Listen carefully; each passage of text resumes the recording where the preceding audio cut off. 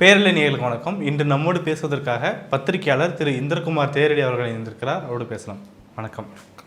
இன்னைக்கு தாவகவுடைய செயற்குழு கூட்டம் நடந்திருக்குது. தாவக தலைவர் விஜய் அவர்கள் பேசும்போது பாஜக கூட எந்த அளவுக்கும் நாங்கள் கூட்டணி வைக்க மாட்டோம், நேரடியாகவோ மறைமுகமாகவோ கூட்டணி வைக்க மாட்டோம் அப்படின்னு சொல்லியிருக்கிறாரு. ஏன்னா அவங்க வந்து மதவாத அரசியல் பண்ணி மக்களிடையே பிரிவினை ஏற்படுத்துகிறாங்க, அவங்க கூட நாங்கள் ஒட்டு வச்சுக்க மாட்டோம் அப்படின்னு சொல்லி பேசியிருக்காரு.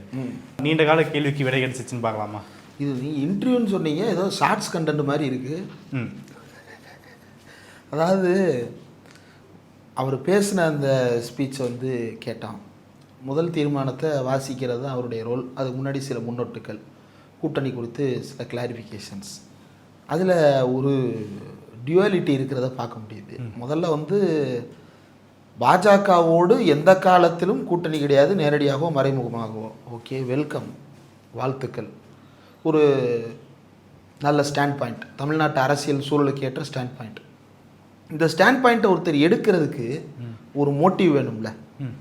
பாஜகவோடு ஏன் கூட்டணி வைக்க மாட்டோம்? இப்போ மதவாத சக்தின்னு கேட்டால் பாஜகக்காரனே ஆமாம் நாங்கள் மதவாதிகள் தான், ஆமாம் நான் சங்கிகள் தான் அப்படின்னு சொல்லுவான். அது அவர் ஒரு மதவாதி அப்படின்றது ஸ்டேட்மெண்ட். எனக்கு என்ன மோட்டிவ்? நான் ஏன் அவர் மதவாதின்றதுனால எதிர்க்கிறேன்? அவர் மதவாதியாக இருந்தால் எனக்கு என்ன பிரச்சனை? கொள்கை எதிர்ன்னு சொல்கிறார்ல, அதான் என்ன, எதனால் நீங்கள் என்ன செய்ய விரும்புகிறீங்க, அப்போ அதை ஏன் எதிர்க்கணும்னு நினைக்கிறீங்க? அந்த மோட்டிவ் என்னன்றதை இப்போ வரைக்கும் அவர் எங்கேயுமே எஸ்டாப்ளிஷ் பண்ணலை.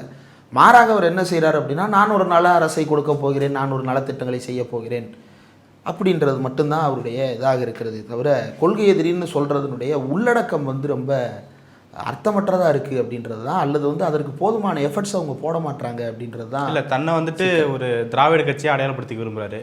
திராவிட கட்சிக்கு ஆப்போசிட்டாக இருக்கிறது ஆப்வியஸாக பாஜக தான். அந்த வகையில் கொள்கை எதிரையும் பார்க்க முடியாதா? திராவிட கட்சியாக அவர் தன்னை அடையாளப்படுத்தி கொள்வது அப்படின்றதுக்கு வந்து ஒரு பெரிய உழைப்பு தேவை. அந்த உழைப்பை செலுத்துவதற்கு அந்த கட்சியில் யாருமே தயாராக இல்லை. 12,500 கிராமங்களுக்கு நாங்கள் போக போகிறோம், வீடு வீடாக போய் கேட்க போகிறோம் அப்படின்னு சொல்லிட்டு நின்றுட்டு இருந்தாங்க. இப்போது இதில் வந்து வீடு வீடாக போய் ஓட்டு சேகரிக்கிறது அப்படின்னு வருது. போய் நான் வந்து சில நாட்களுக்கு முன்னாடி தண்டையார்பேட்டையில் ஒரு கூட்டம், அந்த கூட்டத்தில் பேசுகிறதுக்காக போயிருந்தோம். மழை, நல்ல மழை. அதனால் பக்கத்தில் இருந்த ரெட் சென்டரில் போய் ஒதுங்கினோம். உட்கார இடம் சரியாக இல்லை, என்ன இது உட்காரவே முடியலையே அப்படின்னு சொல்லிட்டு சுற்றி பார்க்கும்போது மேலே ஒரு ஃபோட்டோ ஒன்று ஒட்டியிருந்தாங்க. ஃபேஸ்புக்கில் கூட போட்டிருந்தேன், பார்த்துருப்பீங்க. அதில் வந்து இங்கு கிடைக்கும், என்ன கிடைக்கும், இங்கு விற்கப்படும். என்னடா விற்கப்படும் இங்கே? இங்கு மீன்கள் விற்கப்படும். என்ன மீன்டா விற்கப்படும்? இங்கு நல்ல மீன்கள் விற்கப்படும். அந்த பேட்டர்னில் இதுதான் அந்த இது. அதாவது தமிழக வெற்றி கழகம் பிறப்போக்கும் எல்லா உயிருக்கும்ன்ற அந்த உறுப்பினர் அட்டையை போட்டு இங்கு கிடைக்கும். இது என்ன? இது எதுக்கு இங்கே கிடைக்கும்? இது ஏன்? அதாவது ஒரு கட்சி உலகத்திலேயே ஒரு கட்சி ப்ரௌசிங் சென்டரில் உறுப்பினர் படிவம் விற்பனை செய்கிறார்கள். ப்ரௌசிங் சென்டரில் வந்து மெம்பர்ஷிப்பை சேல் பண்ணுறாங்க.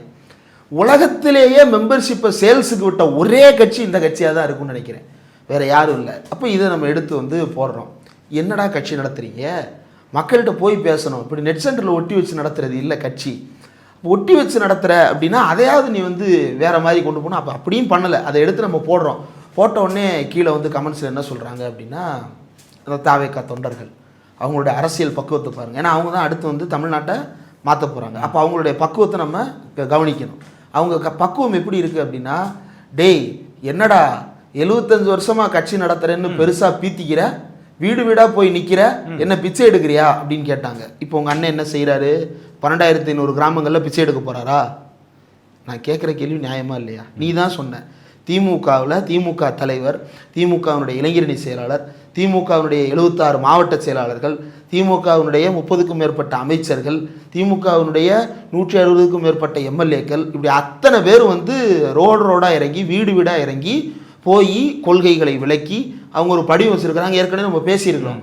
அந்த படிவத்தில் இருக்கக்கூடியதை வாசித்து கேட்டு கருத்துக்களை கேட்டுக்கொண்டு அவங்களுடைய குறைகள் இருக்குது அப்படின்னா அதை தனியாக ஒரு ஒருவேறு நோட்டில் எழுதி அதை தனியாக வெப்சைட்டில் அல்லது ஆப்பில் அப்லோட் பண்ணி இதுக்கு என்ன நடவடிக்கை எடுக்கிறதுன்றது குறித்து ஆய்வு செய்கிறாங்க. நீ அதை என்னன்னு சொன்ன?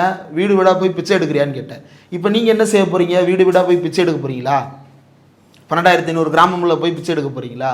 அப்புறம் தெருவுக்கு 2 பேராவது நிர்வாகிகள் இருக்கணும் அப்படின்னு சொல்லிட்டு தெருவுக்கு 2 பேர். இது என்ன கேம்பெயின் அப்படின்னா, திமுக வந்து இல்லம் தோறும் திமுக அப்படின்னு சொல்லிட்டு ஒரு கேம்பெயின் நடத்துனாங்க. அதை அப்படியே உள்ட்டா அடிச்சுட்டு நம்மளும் அப்படி பண்ணிக்கலாமே அப்படின்னு. இல்லை, ஒரு அரசியல் கட்சி வேற ஆப்ஷன் இருக்கு. அங்கே பண்ணுறதுக்கு கட்டமைப்பு இருக்குது, ஓன்ட்ட பண்ணுறதுக்கு யார் இருக்கா? மாவட்ட செயலாளர் எப்படி தமிழ்நாட்டு ஒரு மாவட்டம் அப்படின்னா அந்த மாவட்டத்தில் எத்தனை வார்டு இருக்கும்? இப்போ நான் வந்து திருமங்கலம் அப்படின்ற ஒரு ஊர், எங்கள் ஊருக்கு 23 வார்டு இருக்குது. 23 வார்டு இருக்குது எங்கள் ஊரில். ஒரு வார்டுன்றதுக்கு வந்து 4லேருந்து 5 தெரு வரைக்கும் இருக்கும். 3லேருந்து 5 தெரு வரைக்கும் ஒரு வார்டு எங்கள் ஊரில். இப்போ சென்னையில் வார்டு எடுத்துக்கிட்டீங்க அப்படின்னா மொத்த திருமங்கலத்தை விட சென்னையில் இருக்கக்கூடிய ஒரு வார்டு பெருசு. கண்டிப்பாக. நீ எப்படி போய் வீடு விடா நிற்ப? எத்தனை பேர் போய் நிற்ப? யாரை அனுப்புவ? என்ன வேலை பார்ப்பான்? யாருக்கு அந்த ரோல் அசைன் பண்ணுவீங்க? இப்போ ஒன்றும் இல்லை. இப்போ பேரலையில் நம்ம 3 பேர் ப்ரொடியூசர்ஸ் இருக்கிறோம். யார் யார்? நீங்கள், நான், மில்டன், 3 பேர் ப்ரொடியூசர்ஸ் இருக்கிறோம். ஒரு நாளைக்கு 15 நியூஸ் அப்படின்னு சொல்லிட்டு நம்மளால் சும்மா கணக்கு போட்டுக்கலாம். 15ல் 100 நியூஸ் வச்சுப்போமா? ஒரு நாளைக்கு 100 வீடியோ பண்ணணும் அப்படின்னு வச்சுப்போமா? பண்ணுறதுக்கு என்ன இது இருக்குது, கேப்பபிலிட்டி இருக்குது. நம்ம வந்து ஒரு வீடியோ எடிட்டரை வச்சுக்கிட்டு, ஒரு கேமராமேனை வச்சுக்கிட்டு, 3 எடிட்டர் உட்காந்து ஆளுக்கு ஒரு வீடியோ டெய்லி பண்ணிட்டு இருக்கிறோம் இல்லையா? இவ்வளோ தான் பண்ண முடியும். ஒரே நாளில் 100 வீடியோ எப்படி ப்ரொடியூஸ் பண்ண முடியும்? அப்போது அதுக்கு தேவையான ஹியூமன் ரிசோர்ஸ் வேணும். நீ வீடு வீடாக போகிறது ஓகேப்பா, வீடு வீடாக போகிறதுக்கு வாங்கிட்டா என்ன ஹியூமன் ரிசோர்ஸ் இருக்குது? மாவட்ட செயலாளர் போட்டிருக்கிற, ஒன்றிய செயலாளர் போட்டிருக்கிற, மாவட்ட செயலாளர், மாநகர செயலாளர், ஒன்றிய செயலாளர், பகுதி செயலாளர். இப்போ இது எப்படின்னா திமுகவில் வந்து திமுக எப்படி பலமடைந்ததுன்னு கேட்டால் நம்ம ஒன்று சொல்லுவோம். அங்கே இருக்கக்கூடிய பகுதி செயலாளருக்கு தெரியும் இந்த எலெக்ஷன் ரிசல்ட் என்னன்றது அப்படின்னு சொல்லுவோம் இல்லையா? ஓ, பகுதி செயலாளர் போடணுமா? சரி, பகுதிக்கு ஒரு செயலாளர். பகுதினா என்ன? மாவட்டம் அப்படின்னா பல்வேறு ஊர்களை சேர்த்தது ஒரு மாவட்டம், ரைட்டா? அந்த மாவட்டத்தில் ஒரு பெரிய நகரமாக இருக்கிறது அப்படின்னா அந்த பெரிய நகரத்தை தனியாக பிரிச்சுருவாங்க. மாநகர திமுக அப்படின்னு தனியாக பிரிச்சுருவாங்க. அப்போ அது மாநகரம். அப்போ இதுக்கு கீழே நகரம் இருக்குது. அந்த நகரத்துக்கு கீழே பேரூராட்சி, அது ஒன்றியம் இருக்குது. அந்த நகரத்துக்கு கீழே என்ன வரும்? ஒன்றியம் வரும். ஒன்றியம்ன்றது என்ன? பல்வேறு ஊராட்சிகளின் தொகுப்பு. இப்போ இதில் எப்படி மாவட்டத்தில் ஒரு நகரம் பெரிய நகரம் அது மாநகரமோ, அதுபோல ஒன்றியத்துக்கு கீழே இருக்கக்கூடிய பேரூராட்சிகளில் ஊராட்சிகளில் பெரிய ஊராட்சி ஒன்று இருக்கும், அது பேரூராட்சி. அதுக்கு தனியாக ஒன்று இருக்கும். இதுக்கு கீழே வந்து என்ன இருக்கும் அப்படின்னா கிளைன்னு ஒன்று இருக்கும், அதான் பகுதி. கிளைன்னு ஒன்று இருக்கும், பகுதி இருக்கும், பகுதி கிளைன்னு இருக்கும். இது என்ன? அது எதை உள்ளடக்கியது? பேரூராட்சி வரைக்கும் புரியுதுங்க. பகுதினா என்ன, கிளைனா என்ன உனக்கு தெரியாது. நான் சத்தியமாக சொல்கிறேன், தாவேக்கால ஒருத்தனுக்கு இது தெரியாது. வேணும்னா திமுக இருக்கக்கூடிய யாராவது ஒரு வார்டு கவுன்சிலர்கிட்ட அல்லது வார்டு மெம்பர்கிட்ட அல்லது பாக முகவர்கிட்ட போய் எங்கள் பகுதினா என்னங்க, அது என்ன எல்லைக்கு உட்பட்டு செயல்படுங்க. ஏற்கனவே ஊராட்சிக்கு ஒரு பிரதிநிதி இருக்கிறாரு. ஊராட்சினா கிராமம். இந்த கிராமத்தில் 500 வீடு இருக்கு, 500 வீட்டுக்கு ஒருத்தர் இருக்கிறாரு, பிரதிநிதி ஒருத்தர் இருக்கிறாரு. அப்போ பகுதினா நான் யார் இதில் அப்படின்ற கேள்வி உனக்கு வரணும்ல. இதுவே தெரியாமல் தான் கட்சி நடத்திட்டு இருக்கான் இவன். இப்போ இந்த 4 பேர் போட்டானா என்ன போட்டான்? மாவட்டம். இதுவே இன்னும் ஃபுல்ஃபில் பண்ணலை. மாவட்டம், மாநகரம், நகரம், ஒன்றியம் போட்ட, பகுதி 5 போட்டாச்சு. இந்த 5 பேர் அந்த மாவட்டத்தில் இருக்கிற லட்சக்கணக்கான வீடுகளுக்கு எப்படி போயிட்டு வருவார்? பேசிக்கான டவுட். எப்படி போவார்? போக முடியாது. திமுக போகும். ஏன் திமுக போக முடியும் அப்படின்னா 26 சார்பு அணிகள் இருக்கு, தலைமை கழக அணிகள் இருக்கு, மாவட்ட அணிகள் இருக்கு, தலைமை கழகம், தலைமை கழக நிர்வாகிகள், சார்பு அணிகள் 3 இருக்கு. இந்த எல்லாம் சேர்ந்து வேலை பார்ப்பாங்க. இப்போ ஒரு இடத்துல எடுத்துக்கிட்டீங்க அப்படின்னா, ஒரு உதாரணத்திற்கு இப்போ திருமங்கலம் அப்படின்ற அந்த நகராட்சி எடுத்துக்கிட்டீங்க அப்படின்னா, அந்த திருமங்கலம் நகராட்சிக்கு திருமங்கலம் நகர செயலாளர் அப்படின்னு ஒருத்தர் இருப்பார், திமுக காரரு. அந்த நகர செயலாளர் மட்டும்தான் இருப்பாரானா இல்லை, இளைஞர் அணியில் ஒரு நகர செயலாளர் இருப்பார். அதே போல வந்து இலக்கிய அணியில் ஒரு நகர செயலாளர் இருப்பார், மகளிர் அணி நகர செயலாளர் இருப்பாங்க. இவங்களே 26 பேர் இருப்பாங்க. இது எல்லாத்துலேயும் துணை செயலாளர்கள் இருப்பாங்க. துணை செயலாளர்கள் 3 பேர் இருப்பாங்க. பொருளாளர். ஆமா. அப்ப 27 அணிகள் இருக்கு. 27 அணிகள்லையும் வந்து 27 செயலாளர்கள், 27 × 3 துணை செயலாளர்கள், 27 பொருளாளர்கள், 27 அவைத்தலைவர்கள், 27 விங்கு, இந்த விங்கில் இருக்கக்கூடிய உறுப்பினர்கள், மற்ற நிர்வாகிகள். இவ்வளவு பெரிய கட்டமைப்பு இருக்கு. அவன் போவான். இதுலயே 100கணக்கான பேர் வந்துடுறாங்க ஒரு நகர கட்டமைப்புல மட்டும். இந்த நகரத்துக்கு கீழே கிளைகள் இருக்கு. 100 பேர் கொண்டது ஒரு கிளை. திமுகவை பொறுத்தவரையில் 100 பேர் கொண்டதும் ஒரு கிளையா இருக்கலாம், 10,000 பேர் கொண்டதும் ஒரு கிளையாக இருக்கலாம். இப்போ நான் வந்து இந்த ஏரியாவில் திமுக இல்லை, நான் டெவலப் பண்ண போகிறேன் அப்படின்னு சொல்லிட்டு நான் வந்து அங்கே இருக்கக்கூடிய மக்களை எல்லாம் ஒருங்கிணைச்சு நாம் திராவிட முன்னேற்ற கழகத்தை ஆதரிப்போம்னு சொல்லி அவங்க எல்லாரையும் ஒன்று சேர்த்து அவங்க எல்லாரையும் பில்டு பண்ணி மாவட்ட செயலாளர்கிட்ட கூப்பிட்டு இந்த 200 பேருக்கு நான் கார்டு வாங்கி கொடுத்துட்டேன்னு வைங்களேன், என்னை வந்து அந்த பகுதியினுடைய கிளை செயலாளராக அறிவிக்கலாம். இது வந்து மெக்கானிசம். கட்சி இப்படி தான் பில்ட் ஆகும். ஒரு லீடரு மக்கள் 2 பேரும் சேர்ந்து எவால்வ் ஆகி வர்றாங்க கட்சிக்கு. இப்படி பல்வேறு அணிகள் இருக்கு. இப்போ இவங்க போய் வேலை பார்ப்பாங்க. இப்போ ஒரு வார்டுனா குறைந்தபட்சம் 4 தெருன்னு வச்சுப்போம். சென்னை மாதிரியான நகரங்களில் பல தெருக்கள் இருக்கும். அப்போது இந்த வார்டுக்குள்ள எவ்வளவு பேர் போனால் இந்த வீடுகளை கணக்கு பண்ண முடியும்னு ஒரு கணக்கு இருக்குது. அந்த கணக்கை வச்சு தான் 6 பேர் கொண்ட குழு ஒவ்வொரு வீட்டுக்கும் போகணும். அப்போ 6 பேர் கொண்ட பல்வேறு குழுக்கள் அந்தந்த வீடுகளுக்கு போய் வேலை பார்க்கும். அவன் வீட்டுக்கு போவான். நீ எங்கே போவ? 12,500 தெருவுக்கே உன்னால் போக முடியாதுப்பா. யார் இருக்கா? இல்லை, ரசிகர் மன்ற சோர்ஸ் இருக்கும்ல. ரசிகர் மன்றம் எங்கே இருப்பான்? ரசிகர் மன்றத்துக்காரன் வந்து அதிமுகவில் இருக்கிறான், திமுகவில் இருக்கிறான், பாஜகவில் இருக்கிறான், மனிதநேய மக்கள் கட்சியில் இருக்கிறான், மதிமுகவில் இருக்கிறான். அவன் ஏற்கனவே கட்சியில் இருக்கானே. நீ என்ன செய்ய போற? கட்சி நிர்வாகிகள் நீ யாரை வச்சிருக்கிற? சரி, ரசிகர் மன்றம் இருக்குன்னே வச்சுப்போம். ரசிகர் மன்றத்தில் இருக்கக்கூடிய நிர்வாகிகள் இருக்கிறாங்கல்ல, அவங்களுக்கு தான் இப்போ போஸ்டிங் கொடுத்துருக்காங்களா? இல்லை. அப்போ அவன் என்ன பண்ணுவான்? ஏண்டா 28 வருஷம் அந்த விகடன்காரனுங்க இதெல்லாம் மூஞ்சியான்னு கேட்ட காலத்திலேருந்து நான் ரசிகர் மன்றத்தில் வேலை பார்த்துக்கிட்டு இருக்கேன். நேற்று வந்த சொல்லாம் நீ அவனுக்கு போஸ்டிங் போட்டிருக்கான், அவனுக்கெல்லாம் நான் வேலை பார்க்கணுமான்ற ஈகோ கேஷுவலாக வருமா வராதா? கண்டிப்பாக. அப்போ இதில் பாதி பேர் ஓடி போவான்ல. அப்போ இந்த கட்டமைப்பு இப்படி எதுவுமே இல்லாமல் நீ எப்படி போவ? தெருவா சும்மா டார்கெட்டு ஊடகங்களில் வந்து இதை வந்து பிக் ஷாட்டாக பேசுகிறதுக்கு. இன்றைக்கி இந்த மாலை பத்திரிகைகளில் வந்து 12,000 கிராமங்களுக்கு நடிகர் விஜயம் இப்படின்னு ஒரு நியூஸ் வரும். இதுதான் உனக்கு தேவையே தவிர போகிறதுக்கு ஒன்றை ஒன்றும் இல்லைன்னா ஒன்றும் இல்லை, எதுவும் பண்ண முடியாது. இப்படி வந்து நெட் சென்டரில் வந்து உறுப்பினர் படிவத்தை, அதாவது மெம்பர்ஷிப்பை விற்றுக்கிட்டு இருக்கிறாங்க. மெம்பர்ஷிப்புக்கு வந்து ஒரு சார்ஜ் பண்ணுவாங்க, ஒரு மினிமம் சார்ஜ். அது எதுக்கு அப்படின்னா அட்டை கொடுக்குறாங்க, அது ஒரு மினிமம் இதுக்காக பண்ணுறாங்க. அது ஒரு கட்சி நிதியாகவும் பயன்படும். இப்போ இந்த ப்ரௌசிங் சென்டருக்காரருக்கு என்னத்துக்கு கட்சி நிதி கொடுக்குற நீ போய்? அப்போது முட்டாள்தனமான ஒரு வடிவத்துக்குள்ளதான் அவங்க வேலை பார்க்குறாங்க. அப்போது அதிமுகவை பற்றி இந்த இதில் என்ன பேசுனாங்க? இப்போ பாஜகவை எதிர்க்க திமுக இவ்வளோ பெரிய கட்டமைப்போடு வீடு வீடாக கொள்கை பிரச்சாரம் செய்கிறது. நீ கொள்கை பிரச்சாரம் செய்வதாக சொன்னாலும் அதில் உண்மை இல்லை அப்படின்றது தான் எதார்த்தம். 2வது, அதிமுகவை பற்றி இன்றைக்கி ஏதாவது பேசியிருக்கிறாரா? இல்லை. ஏன் பேசலை? சரி, நாளைக்கு ஒருவேளை அதிமுக ஆட்சிக்கு வந்துருச்சு, அப்போ திமுக அரசியல் எதிரின்றது டிஸ்மிஸ் பண்ணிவிட்டு அதிமுக அட்மிட் பண்ணிடுவியா? அபத்தமா இல்லை? இது என்ன லாஜிக்கு? நீ என்ன ஆஸ்பத்திரி நடத்துறியா ஒரு பேஷண்ட் டிஸ்சார்ஜ் பண்ணி இன்னொரு பேஷண்ட் அட்மிட் பண்ணுறதுக்கு? அப்போது ஒரு மடத்தனமான லாஜிக்ஸில் இயங்கிட்டு இருக்குது.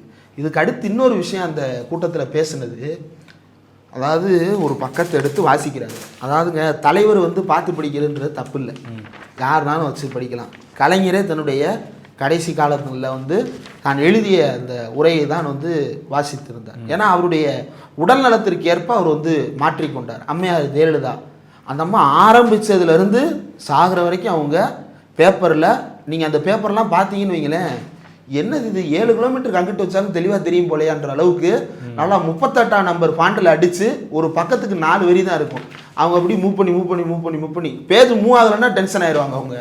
அந்த மாதிரி அவங்க அதனால் எழுதி வச்சு வாசிக்கிறது ஒன்றும் தப்பெல்லாம் இல்லை. அது அரசியலில் வந்து இயல்பு தான், ரைட். குறிப்புகள் வச்சுக்கிறது அது ஒன்றும் தப்பு இல்லை. இப்போ வந்து அவர் வந்து அதை உடைக்கிறாராம். நான் பார்த்து தான் படிக்கிறேன் அப்படின்னு. நீ எந்த அளவுக்கு பார்த்து படிக்கிறேன்னா, அப்படி படிச்சுட்டே இருக்கிறவர் என்று தீர்மானிக்கிறோம். அடுத்த பக்கம் பாஸ். இப்போ நான் எவ்வளோ நேரம் பாஸ் விட்டோன்னா இதே அளவுக்கு அதுலேயும் பாஸ் இருக்கும். இது எங்கள் இறுதியான முடிவு மட்டுமல்ல, பாஸ் உறுதியான முடிவு. அதாவது அவங்களுக்கு என்ன நினைப்புன்னா, அவருக்கு உலகத்திலேயே இந்த வசனத்தை அவர் தான் தடவையாக பேசுகிறாருன்னு அவருக்கு நினைப்பு. இது எங்கள் இறுதியான முடிவு மட்டுமல்ல அப்படின்னா அடுத்த வரி கீழே இருக்கிற ஃபில் பண்ணிடுவான், என்னென்னு உறுதியான முடிவு அப்படின்னு. ஏன்னா இது வந்து தமிழ் கூறும் நல்லுலகம் மேடையில் பேச தொடங்கிய காலத்திலிருந்து கேட்டுக்கொண்டிருக்கக்கூடிய வசனம். இது எதுக்காக அப்படின்னா, இறுதி உறுதி அப்படின்ற அந்த ரைமிங் ஒன்று, ரெண்டாவது, ஒரு பத்தியிலிருந்து இன்னொரு பத்திக்கு வந்து பேச்சில் டிரான்ஸ்ஃபர்மேஷன் போகும்போது ஃபில்லர்ஸ் தேவை நடுவில், அதுக்காக அதை வைக்கிறது. அந்த ஃபில்லர்ஸை எழுதினவன் கடைசியில் அதை எழுதாமல் அடுத்த பக்கத்தில் எழுதிட்டான். அதை அடுத்த பக்கம் திருப்பி சரி ஸ்கிப் பண்ணிட்டு போக வேண்டியதானே. நீங்கள் ஸ்டாலின் அவர்கள் வந்து பேசுவார் மேடையில், பார்த்து தான் ஸ்கிரிப்ட் வச்சு தான் பேசுவார். பல நேரங்களில் ஸ்கிரிப்ட் இல்லாமல் அவர் பேசுவார். ஸ்கிரிப்ட் வச்சு பேசும்போதும் கூட அது ஸ்கிரிப்டை பார்ப்பாரு, சில விஷயங்கள் அதுக்கப்புறம் ஃப்ளோவாக போயிடும். இப்போ எடப்பாடி பழனிசாமியை பற்றி பேசும் பொழுது ஒரு தீர்மானகரமான ஒரு விஷயத்தை கொண்டு வரார் அப்படின்னா அதை பார்த்து சொல்லிட்டு அடுத்து டைரெக்டாக அட்டாக் போகும்ல, அட்டாக் போகும்போது அவர் வந்து ஆன் தி ஃபேஸ் போயிடுவார். ஒரு ஃப்ளோவில் அவர் அந்நேரத்தில் என்ன வருதோ அந்த ஃப்ளோவில் அவர் போயிட்டே இருப்பார்.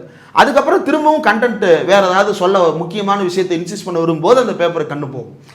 நீ வந்து இது இறுதியான முடிவு மட்டுமல்ல உறுதியான முடிவுன்றதை பார்த்து வாசிக்கிற.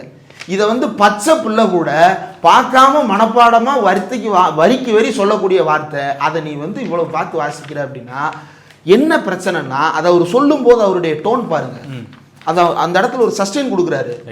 இது வந்து சினிமாட்டிக் பாஸு, இது இறுதியான முடிவு மட்டுமல்ல அண்ணே, பாஸ்னே அந்த பக்கம் கேமரா சேஞ்ச், இது உறுதியான முடிவு கேமரா அண்ணே இந்த பக்கம் கேமரா 2 ஓகே ஷாட் அப்படின்ன உடனே இந்த பக்கம் இது வந்து வருது. ரெண்டாவது, இந்த வசனத்தை உலகிலேயே தான் முதன்முறையாக பேசுவது போன்ற ஒரு பெருமித உணர்வு இருக்குல்ல, அது பெருமித உணர்வு கிடையாது, அது வந்து நார்சிஸ்டானது.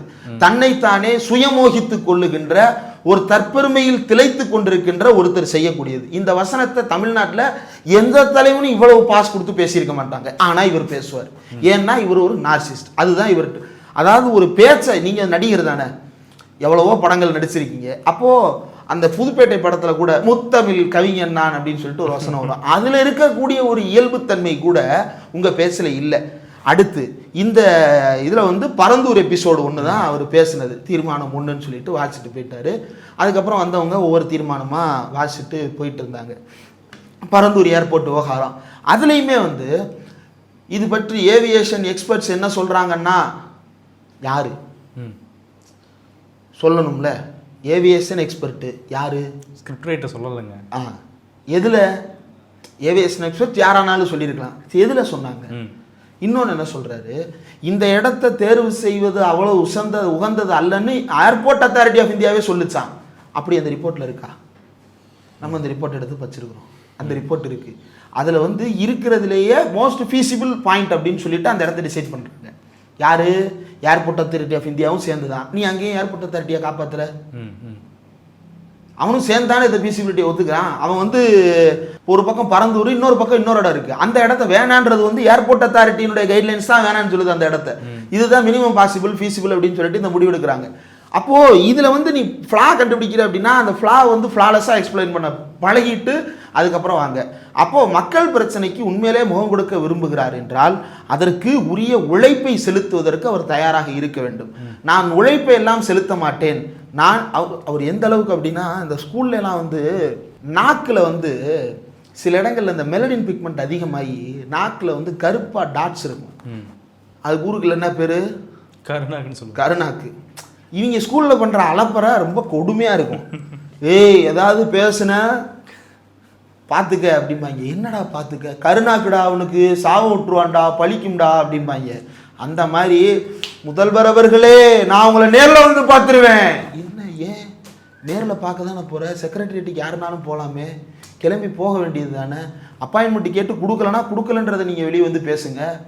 எவ்வளவோ முறை அம்மையார் ஜெயலலிதா அவர்கள் முதலமைச்சராக இருக்கும்போது முதலமைச்சராக இருக்கக்கூடிய ஸ்டாலின் அவர்கள் அன்றைக்கு திமுக தலைவராக கூட இல்லை, ஆனால் பல முறை நேரில் போய் பார்த்துட்டு வந்திருக்கிறாரு. வெள்ள நிவாரண நிதி மாதிரியான விஷயங்கள், சுனாமி நிதி மாதிரியான விஷயங்களுக்கு இவர் நேரில் போய் கொடுத்துட்டு வந்திருக்கிறாரு. அப்போ ஒரு தலைவரை சந்தித்து மனு கொடுக்குறதுன்றது வந்து பெரிய மேட்ரு கிடையாது. சீமான் கூட செக்ரட்டரியேட் போயிட்டு வந்துட்டாருங்க. உங்களுக்கு என்ன கேடு?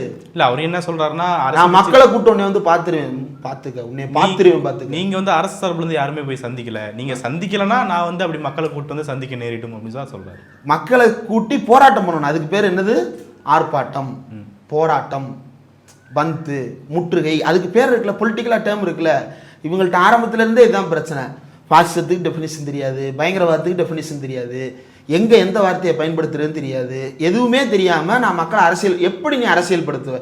உனக்கே ஒரு விஷயத்தில் தெளிவில்லாத போது அந்த விஷயத்தை பற்றிய தெளிவை மக்களுக்கு நீ எப்படி புகட்ட முடியும்? உன்னுடைய கட்சியில் இருக்கிறவங்கலாம் என்ன பேசுகிறாங்க, அவங்களுடைய பேச்சை எடுத்து பாருங்களேன். அஜித்குமார் என்ற பெயர் வைத்தவர் வீட்டுக்கு போயிட்டு வந்திருக்கிறார் எங்க தளபதி. என்னடா பேசுது, ரசிக்கிற மாதிரியா இருக்கு? செத்தன் வீட்டுக்கு போயிட்டு வந்து போஸ்டர் அடிக்கிற, கேவலமா இல்லையா? செத்து போயிட்டாங்க அந்த பையன், நீ நேரில் போயிட்டு வந்துட்ட. சோசியல் மீடியாவில் தான் போட்டுட்டு தானே இருக்கிற, நீ நேரில் பார்த்த ஃபோட்டோவை போட்டுட்டு தானே இருக்கிற, அதை போஸ்டர் அடிச்சு ஒட்டுவியா? எவனாவது அதை ஒட்டுவானா? நேரில் சென்ற தலைவரே நாடோடிகள் படம் மாதிரி இல்லை அது. முன்னாடியே அப்படி ரெடி பண்ணிட்டேன், ஸ்டில் கிராஃபர்லாம் ரெடி பண்ணிவிட்டு உள்ளே போய் நின்று ஃபோட்டோவை போஸ்ட் கொடுத்துட்டு நான் கூட நிற்க போகிறேன். என்ன கூட நிற்க போகிறேன்? அவர் தான் பேசி முடிச்சிட்டாரு முந்தின நாள் நைட்டு, மறுநாள் காலையில் வேலையை கொடுத்துட்டாங்களே, நீ என்ன செய்ய போகிறப்ப? எதுவுமே பிளான் கிடையாது. அப்போது இப்படி எந்த விதமான அரசியல் தெளிவும் இல்லாமல், சித்தாந்த புரிதலும் இல்லாமல் மக்களை ஏமாற்றுவதற்காகத்தான் கட்சி தொடங்கப்பட்டிருக்கிறது. இதில் இப்போ வந்து இந்த பாஜக எதிர்ப்புன்ற இந்த நாடகத்திற்கான பேஸ் என்ன அப்படின்னா, பாஜக எதிர்ப்பு வாக்குகள் ஒரே இடத்தில் குவியக்கூடாது. இது நம்ம இருந்து சொல்லிட்டு இருக்கிறது தான். உட்காந்து பேசுவமாக இருக்கட்டும், நான் கொடுக்குற இன்டர்வியூஸாக இருக்கட்டும், மில்டன் சொல்கிறதா இருக்கட்டும், எல்லாத்துலேயுமே நம்ம சொல்கிற ஒரே விஷயம், திமுகவுக்கு வந்து சேருகின்ற சிறுபான்மையினர் வாக்குகளையும் ஆதி திராவிடர் சமூகத்தினுடைய வாக்குகளையும் அல்லது குறிப்பாக மோடி எதிர்ப்பு வாக்குகள் அப்படின்ற விஷயங்களையும் உடைக்கணும் அப்படின்றது நீண்ட கால டார்கெட். அந்த டார்கெட்டுக்கு தான் இவர் இறக்கி விடப்பட்டிருக்கிறார். அந்த வேலையை செவ்வனே செய்வதற்காக களமிறங்கி இருக்கிறார். இதில் போராட்டம் பண்ணுறேன்னு போய் நீதிமன்றத்தில் கொட்டு வாங்கியிருக்கிறார். இப்போ அந்த பழியும் திமுக மேலே எழுதுவாங்க. நீதிபதி வேல்முருகன் வந்து திமுக அறிவாலயத்தில் உட்காந்துக்கிட்டு தீர்ப்பு எழுதுன மாதிரியே திட்டுவாங்க. நீ வேணா பாருங்க, அனுமதி கொடுக்காம இருக்கிறாங்க அப்படின்னு சொல்லிட்டு ஒரு ப்ரொட்டஸ்ட்டை கிளப்புவாங்க. இல்லை, இயல்பாக ஒரு சந்தேகம் வருது இல்லை. இப்போ மதுரையில் பார்த்தீங்கன்னா முந்தா நேற்று ஆர்ப்பாட்டம் நடத்திருந்தாங்க பீப்புள்ஸ் வாட்ச்லேருந்து. அது ஒரு கட்சியாக பண்ணும்போது என்ன பிரச்சனை வருது? கட்சியாக பண்ணும்போது என்ன பிரச்சனை வருது அப்படின்னா, கட்சியாக பண்ணும்போது அது வந்து எல்லா ஆர்டர்ஸையும் ஃபாலோ பண்ணிட்டு இருக்கு. இப்போ பீப்புள்ஸ் வாட்ச் நடத்தின அந்த ஆர்ப்பாட்டம் இருக்குல்ல, அவங்களுக்கு வந்து பழக்கம் இருக்குது. என்ன பழக்கம் இருக்குது? போராட்டம் பண்ணி பழக்கம் இருக்குது. வள்ளுவர் கோட்டத்தில் ப்ரொட்டஸ்ட் நடக்கும். இப்போ சிஐடியு ப்ரொட்டஸ்ட்னு வைங்களேன், டிஃபால்ட்டாக டெம்ப்ளேட்டை டக்குன்னு திருப்பி போட்டு வந்துடுவாங்க. இது இப்படி தான் ப்ரொட்டஸ்ட் ஆர்கனைஸ் பண்ணுறதுன்றது அவங்களுக்கு பழக்கம் இருக்குது. உனக்கு பயிற்சியே கிடையாது. உன்னுடைய தொண்டர்களை எப்படி கூட்டிகிட்டு வருவன்றது உனக்கும் தெரியாது, அவங்களுக்கும் தெரியாது. ஆனால் இது அறிவுறுத்தலாம். ஆனால் அதுக்கு மாறாக போயிட்டு நீங்கள் அறிவுறுத்தலை தான் போலீஸ் சொல்லியிருக்கு. இவர் என்ன பண்ணியிருக்கிறாரு, முதல்ல ஒரு இடத்த நோட் பண்ணி கேட்டிருக்கிறாங்க, என்னைக்கு போராட்டம் பண்ண போகிறேன் அப்படின்னு சொல்லிட்டு. ஜூலை 7ஆம் தேதி ப்ரொட்டஸ்ட் பண்ண போகிறேன்னு 1ஆம் தேதி கொடுத்துருக்குறாங்க. 1ஆம் தேதி கொடுத்ததை 7ஆம் தேதிக்குள்ளே எங்களுக்கு ப்ராசஸ் பண்ணி கொடுங்கன்னு சொல்லியிருக்கிறாங்க. இந்த இடம் சரி வராதுங்க, வேறு இடம்னு கொண்டிருக்கிறாங்க. இவங்க வேறு இடம் கொண்டு வர்றதுக்குள்ளே அந்த தேதியை நெருங்க வந்துருச்சு. உடனே இவங்க வழக்கு தாக்கல் பண்ணுறாங்க. வழக்கு தாக்கல் பண்ணுறத, அதாவது இது நம்ம சொல்லலை, நீதிபதி வேல்முருகன் சொல்கிறாரு, வழக்கு தாக்கல் பண்ணுறதை வந்து அவசர வழக்காக விசாரிக்கணும் இந்த வழக்கு அப்படின்னு சொல்லிட்டு அடுத்து முறையீடு செய்கிறாங்க. அது அவசர வழக்கான முறையீடு கேட்டவுடனே நீதிபதி வேல்முருகன் பார்த்தோன்னே, இப்போ என்ன உனக்கு அவசரம் வேண்டி கிடக்கு அப்படின்னு கேட்குறாரு. இல்லை இவரானார், நாங்கள் விழிப்புணர்வு ஏற்படுத்தணும், இந்த தொடர்ந்து காவல் நிலைய மரணங்கள் நிறைய நடந்துக்கிட்டு இருக்கு, நாங்கள் அதை விழிப்புணர்வு ஏற்படுத்தலான் இருக்கிறோம். அப்படியா? இந்தியாவில் நிறைய பிரச்சனைகள் இருக்கே, நம்ம சமூகத்தில் நிறைய இந்த போக்சோ குற்றங்கள் கூட அதிகமாகிட்டு இருக்கு, நீங்கள் ஏன் அதை பற்றிலாம் விழிப்புணர்வு ஏற்படுத்தக்கூடாது? ஏன் ஸ்பெசிஃபிக்காக இந்த டாப்பிக்கில் வர்றீங்க? போலீஸ்காரனுக்குன்னா வேறு வேலை இல்லையா? உங்கள் மனுவை வந்து ரெக்கமெண்டேஷன் வாசிக்கிட்டே இருக்கிறதா வேலையா? அவங்க கேட்குறத ஃபாலோ பண்ணுங்கள், அந்த ஃபாலோ பண்ணி அவங்க என்ன இடம் சொல்கிறாங்களோ அதை நடத்திட்டு போங்க அப்படின்னு சொல்லிட்டு விரட்டி விட்டார். இதுதான் இன்னைக்கு நீதிமன்றத்தில் நடந்தது. உங்களை விரட்டி விட்டது காவல்துறை அல்ல. எந்த நீதிமன்றத்தில் காவல்துறையை போட்டு புரட்டுன்னு புரட்டி எடுத்தாங்களோ அதே நீதிமன்றத்தில் உங்களையும் புரட்டி விட்டாங்க. விழிப்புணர்வு ஏற்படுத்துறதுக்கு 1000 பொருள் இருக்கு, ஏன் ஸ்பெசிஃபிக்காக இந்த தலைப்பில் எடுத்துட்டு வந்திருக்கீங்க அப்படின்ற கேள்விக்கு பதில் சொல்லணும்ல. பதில் தானே மேட்ரு. இதெல்லாம் அப்சர்வேஷன் தான். Judgement simple, petition dismissed. ரைட்டா? போலீஸுக்கும் தாவேக்காவுக்கும் டைரக்ஷனை கொடுத்துட்டு பெட்டிஷன் டிஸ்மிஸ்டு, அவ்வளோதான், வழக்கு முடிஞ்சிச்சு. ஆனால் இதெல்லாம் அப்சர்வேஷனில் அவர் சொல்கிறாரு, நீ உங்களால் என்ன வாதம் வைக்க வேண்டியதானே? சிடிஆர் நிர்மல்குமார் வழக்கறிஞரை அனுப்பிவிட்டு வாதத்தை முன் வைக்க வேண்டியதானே? ஏன் வாதம் முன் வைக்கல? அது மக்கள் மத்தியிலாவது விளக்கி பேசணும்ல, ஏன் பேசலை? அப்போது நீங்கள் வந்து எது எலக்டோரல் கெயினுக்கானது அப்படின்றத பார்த்து அங்கே போய் நின்று நாங்கள் இதை செய்ய போகிறோன்ற மாதிரி நீங்கள் நிற்கிறீங்க. நீதிமன்றம் கேள்வி கேட்குது, சரி காவல்துறை மட்டும் கேட்டால் பரவாயில்ல, அதே காவல்துறையை விட்டு விளாசிய நீதிமன்றமும் அதே கேள்வியை தான் கேட்குது. இப்போ நீ நீதிமன்றத்துக்கு எதிராக போராட்டம் பண்ணணும்ல, ஏன் பண்ண மாட்டேற? அப்போது உங்களுடைய ப்ரையாரிட்டி அப்படின்றதுல இருக்குது இந்த சிக்கல். சிவகங்கையில் நடந்த அந்த மரணம், அது மதுரைன்றதா சிவகங்கைன்றதா தெரியல, திருப்போணம் அப்படின்றது வந்து அதுதான் ஜங்ஷன் தான். அந்த பக்கம் போனால் சிவகங்கை, இந்த பக்கம் வந்தால் மதுரை. அந்த அளவுக்கு திருப்போணம் வந்து ரொம்ப நெருக்கமான ஏரியா தான். அந்த திருப்போணத்தில் நடக்கிற மரணம், அஜித்குமாருடைய மரணம். அந்த மரணத்தை ஒட்டி பல்வேறு அதிர்வுகள் ஏற்படுகிறது. டக்குன்னு ஆக்ஷன்ஸ் மூவ் ஆகுது. இதில் காவல்துறை அலட்சியமாக இருக்கிறதான்னு யோசிச்சுட்டு இருக்கிறதுக்கு முன்னாடியே காவல்துறையினர் மீது வழக்கு பதிவு செய்ய தயாராகி விட்டார்கள்னு செய்தி வருது. அப்படியா, வழக்கு எப்போ பதிவு செய்ய போகிறாங்கன்னு யோசிக்கும் பொழுதே போஸ்ட்மார்ட்டம் ரிப்போர்ட்டை வச்சு அவங்க மேலே கொலை வழக்கு பதிவு செய்யப்பட்டு விட்டது. சரி, கொலை வழக்கு பதிவு செய்யப்பட்டு விட்டது.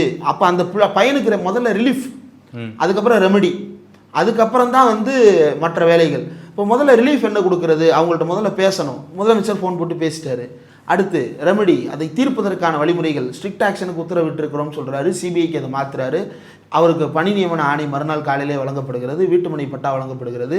இதெல்லாம் வந்து உங்களுடைய குறைகளை தீர்க்காது என்று தெரிந்தாலும் கூட உங்களுடைய வாழ்வாதாரத்தை உறுதிப்படுத்தி கொள்வதற்கு இதை செய்வது அரசாங்கத்தினுடைய கடமை என்கின்ற ரீதியில் இதை செய்திருக்கிறார்கள்.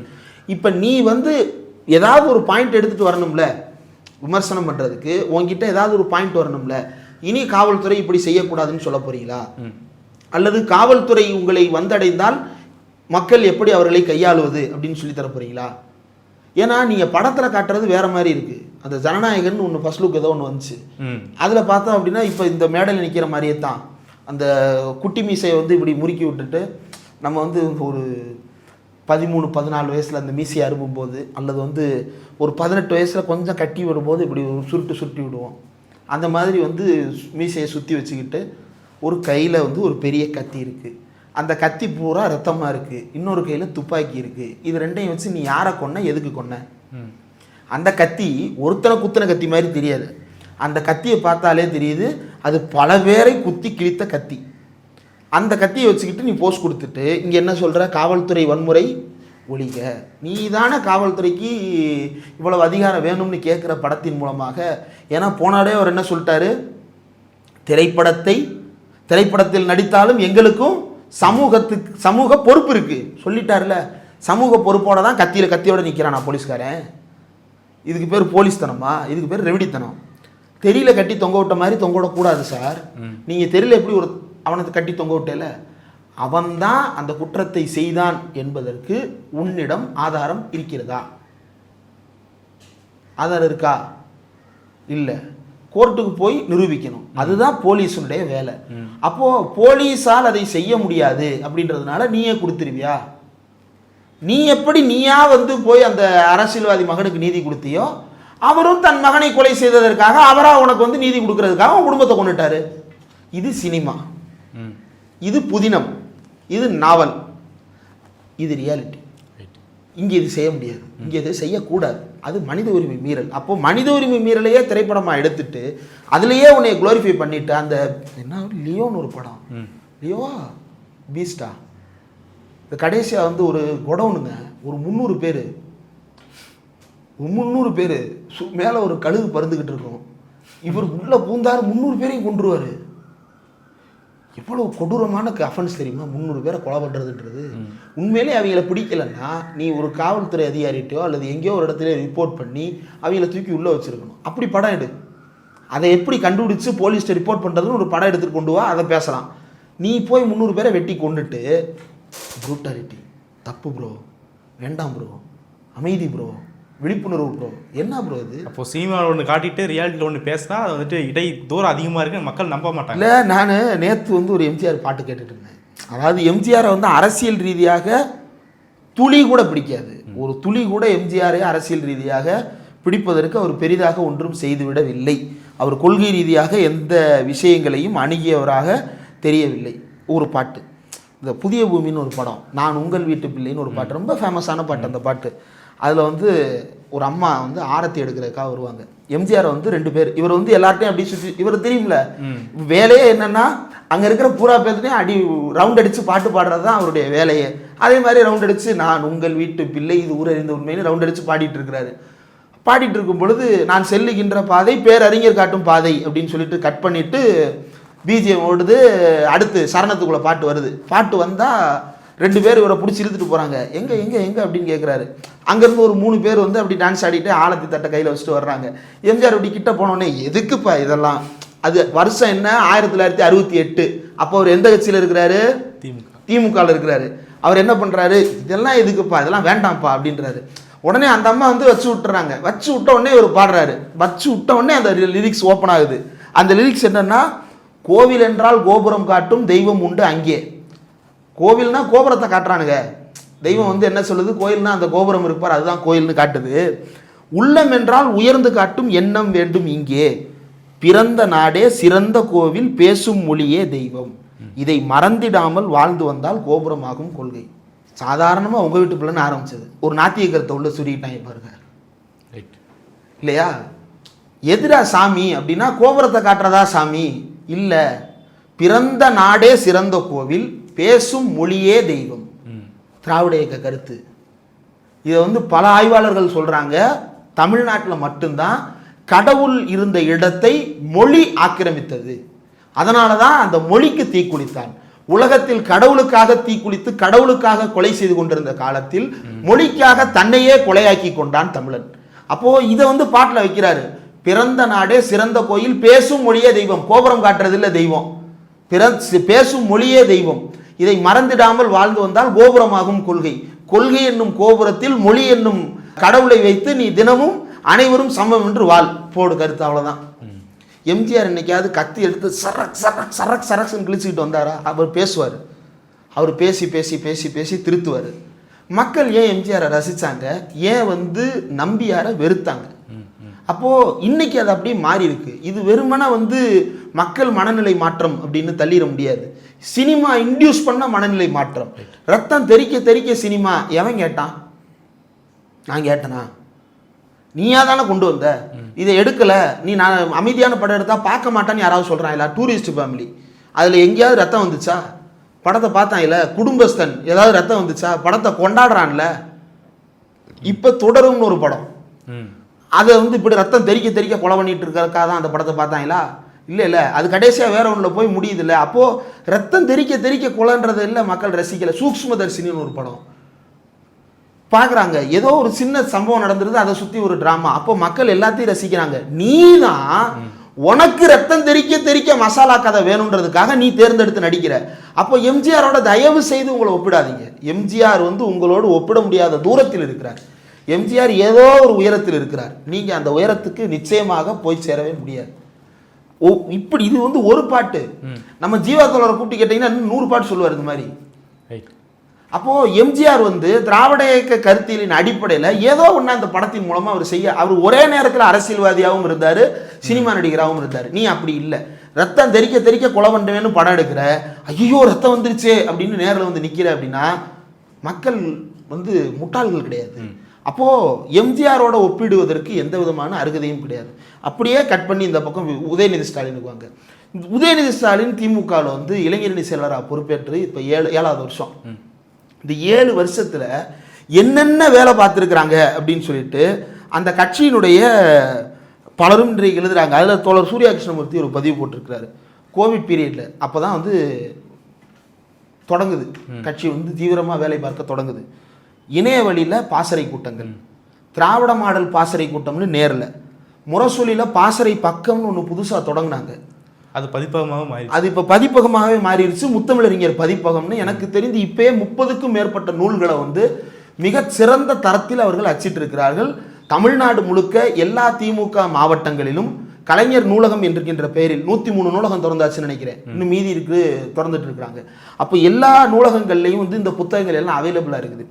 பொய்ப்பெட்டி அப்படின்ற நிகழ்ச்சி கோவிட் பீரியட்டை ஒட்டி தான் நடந்தது. திரு கோவிலனின் அவர்கள் பத்திரிகையாளர் வந்து உண்மை என்ன அப்படின்னு சொல்லிட்டு பொய்யான கேள்விகளுக்கு உண்மை என்ன அப்படின்றதான விளக்கத்தை அவர் கொடுத்துட்டு இருந்தார்.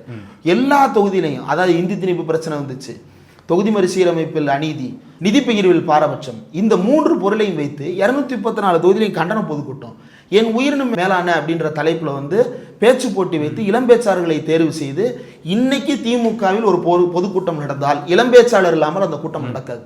மாவட்ட செயலாளர் வரலன்னா அந்த கூட்டம் நடக்கும், எம்எல்ஏ வராமல் அந்த கூட்டம் நடக்கும். ஆனால் இளம்பேச்சாளர் சிறப்பு பேச்சாளராக இல்லாத கூட்டம் நடக்காது. அப்படி அந்த கூட்டங்கள் மாறி இருக்கிறது. ஒன்றிய நகர பகுதி பேரூர் இளைஞரணி சார்பில் தெருமுனை கூட்டங்கள், பகுதி அளவில் தெருமுனை கூட்டங்கள், பல ஆயிரக்கணக்கான தெருமுனை கூட்டங்களை நடத்திட்டு இருக்கிறாங்க. ஒவ்வொரு நிர்வாக அமைப்புகளுக்கும் அறிமுக கூட்டம். அதாவது இப்போ திமுகவில் வந்து திருமங்கலம் நகர திமுகக்கு இளைஞரணியில் புதிய நிர்வாகிகளை தேர்ந்தெடுக்கிறாங்க அப்படின்னா அவங்க எல்லாரையும் கூட்டிட்டு வந்து அந்த நிர்வாகிகள் எல்லாருக்கும் பயிற்சி அறிமுக கூட்டம். அந்த அறிமுக கூட்டத்தில் என்ன பண்ணுவாங்க? பொதுவாக உலகை உலுக்கிய புரட்சிகள், திராவிட இயக்க வரலாறு இவ்வளவுதான் ரெகுலரா இருக்கும். இவங்க என்ன பண்றாங்க, சமூக வலைதள பயிற்சி கொடுக்குறாங்க. நீ இன்னைக்கு என்ன செய்யணும், நீ இன்னைக்கு எப்படி வேலை பார்க்க வேண்டியது இருக்கு, வீடு வீடா போக முடியாட்டினாலும் கூட நீ இருந்த இடத்திலேயே என்னென்ன வேலையெல்லாம் செய்யலாம், இவ்வளவு பயிற்சி அங்க கொடுக்குறாங்க. பாக இளைஞர்கள் வார்டு வாரியா ஒரு இளைஞரணி நிர்வாகியை போட்டு அவரை பாக இளைஞரணி நிர்வாகினே நியமிச்சிருக்கிறாங்க. அவர் இப்ப அடுத்து துணை செயலாளர் ஆக்க போறாங்க. அதாவது அந்த பாக அளவுல பாக துணை அமைப்பாளர்களாக மாற்ற போறாங்க. அது போக சட்டமன்ற தொகுதி வாரியா சமூக வலைதள பயிற்சி கூட்டங்கள்னே தனியாக ஏற்கனவே இருக்கக்கூடிய நிர்வாகிகள், புதிய நிர்வாகிகள், பாக இளைஞர்கள் அவ்வளவு பேரையும் கூட்டம். இதோட சேர்ந்து மாநில சுயாட்சி மாநாடு, அது இளைஞரணி மாநாடு, இவ்வளோ வேலை நடந்திருக்கு 7 வருஷத்துல. இப்ப இந்த வேலையெல்லாம் நீ யோசிச்சு முடிக்கிறதுக்கே 7 வருஷம் பத்தாது. இந்த 1.5 வருஷத்துல தாவேக்கா என்னென்ன செஞ்சிருக்கு, நிர்வாகிகளே இன்னும் தேர்வாகலை. ஆனா கட்சி ஆட்சி அமைக்க ரெடி ஆயிடுச்சு. 234 வேட்பாளர் ரெடி ஆகல சார், ஆனா கட்சி ஆட்சி அமைக்க ரெடி ஆயிடுச்சு. 234 வேட்பாளர் ரெடி ஆகல சார், முதல் வேட்பாளர் ரெடியா, டேய் திங்கிறதுக்கு கோழி இருக்கு, என்னடா சரக்கு தேடிட்டு இருக்கீங்க, சைடிஸ் தான் இருக்கேன்ற மாதிரி நாங்க விஜய் வச்சிருக்கிறோம், அவர் முதல்வர். எப்படி முதல்வராவாரு? 135 எம்எல்ஏக்கள் தேர்ந்தெடுத்தா தானே அவர் வருவாரு. 234 தொகுதிக்கு வேட்பாளர் போட்டா தானே 135 பேர் கிடப்பான். அந்த 135 பேர் உன்ட்ட யார் இருக்கா? ஆல்ரெடி ஜெயிச்சிட்டியா? பகுதி செயலாளருக்கு கீழே என்ன பகுதி வருதுன்னே தெரியாத ஒரு கட்சியை வச்சுக்கிட்டு முதல்வர் வேட்பாளர் கனவுல நிற்கிறது யாரை முட்டாளாக்குகின்ற செயல். அப்போ இதனுடைய வேலை என்பது ஜெயிப்பது அல்ல, மாறாக வாக்குகளை பிளவுபடுத்துவது. பிற்காலத்தில் வாய்ப்பு கிடைத்தால் ஜனசேனா நிறுவனரை போல இந்த ஜனநாயகன், கொலை நாயகன் தான் வைக்கணும் அந்த படத்துக்கு டைட்டில். ஜனநாயகனா, ஜனநாயகன் என்னைக்கு கத்தியோட வரான்? ஜனநாயகத்துக்கு எது என்னத்துக்கு கத்தி, அதுல ரத்தம்? ஒன்று புரட்சி செய், ஆயுதம் தாங்கிய புரட்சி செய்ய போறியா? ஆயுதம் தாங்கிய புரட்சி செய்யறதுக்கு நீ தயாராகவும் கிடையாது, உனக்கு அந்த அரசியலும் தெரியாது. அப்புறம் எதுக்கு உனக்கு ஆயுதம்? ஒன்று ஜனநாயக வழியில் வா, இல்லைன்னா ஆயுதம் ஏந்திய புரட்சிக்கு போ. ரெண்டும் இல்லை அப்படின்னா நீ வீட்டில் பேசாமல் இரு. இது எதையுமே தெரியாமல் படத்துக்கு ஜனநாயகன் டைட்டில் போட வேண்டியது. ஜனநாயகன் எப்படி நீதி வழங்க போறாருன்னு மட்டும் பாருங்க. அந்த படத்தில் கொலை நீதி தான், இதுக்கு பேர் மனு நீதி, ஜனநாயக நீதி அல்ல. ஜனநாயக நீதி என்பது மரபுக்குட்பட்டது. அது எதுக்குமே பொருந்தாத ஒரு கட்சி கட்டமைப்பை வைத்துக்கொண்டு இன்னைக்கு தமிழ்நாட்டில் நாங்கள் தான் அப்படின்னு சொல்லிட்டு இப்படி ப்ரௌசிங் சென்டரில் போய் இதை ஒட்டி வச்சிருக்கிறாங்க. ப்ரௌசிங் சென்டரில் என்னென்ன வேலை நடந்துகிட்டு இருக்கு, நீ அங்கே போய் இதை ஒட்டி வச்சிருக்கீங்க, ஏன் இதுக்கு தேவையில்லாத வேலை? அப்போது கட்சியை வளர்ப்பது எப்படி என்றே தெரியாமல் திமுக டெம்ப்ளேட்டில் அப்படியே தாவேக்கான்னு ஃபில் பண்ணிக்கிங்கப்பா, அவ்வளோதான் அந்த கட்சி. இதை தவிர வேறு எந்த வேலையும் செய்ய தெரியாது. அவங்க வச்சுக்கிட்டு வந்தது பண்ணல, எங்களுக்கு தெரியாது. அதுதான் அவங்களுடைய ரியாலிட்டி. அந்த ரியாலிட்டியை மீட்பதற்கு அவருடைய தனிநபர் பிம்பத்தை பயன்படுத்த முயற்சி செய்கிறார்கள். அதில் தான் அந்த நார்சிசம் வெளிப்படுது. அந்த பாஸ் கொடுக்கறது, சஸ்டெயின் பண்ணுறது. அவர் மண்டைக்குள்ள பிஜிஎம் ஓடுதுங்க. ஏன் அங்கே பாஸ் வருது? நீங்கள் அந்த பாஸில் பிஜிஎம் ஃபில் பண்ணி பாருங்கள், ஒரு சினிமா சீன் அது. அவர் அந்த சீனுக்கு தான் பேசுகிறாரு. அதை தான் அவங்க பண்ண போகிறாங்க, வேற ஒன்றும் கிடையாது. அப்போது சினிமா ஷூட்டிங்கை போல மக்களை பலிகடா வாக்குகின்ற இன்னொரு ஷூட்டிங் ஸ்பாட்டு தான் தாவேக்கா. ரைட், பல்வேறு விஷயங்களை பதினீங்க. மிக்க நன்றி.